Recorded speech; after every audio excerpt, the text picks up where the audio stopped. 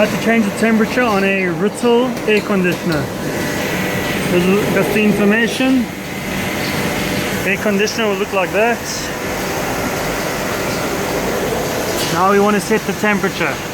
It's on 35 at the moment. We want to make it 28. So you're going to press your set button for 5 seconds.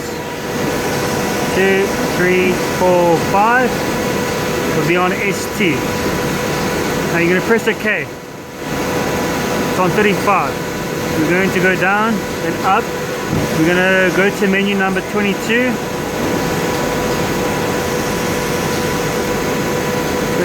21, 22.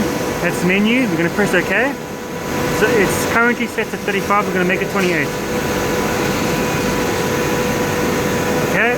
And press set, hold it in 5 seconds. When ST falls away, it's been set into its parameter.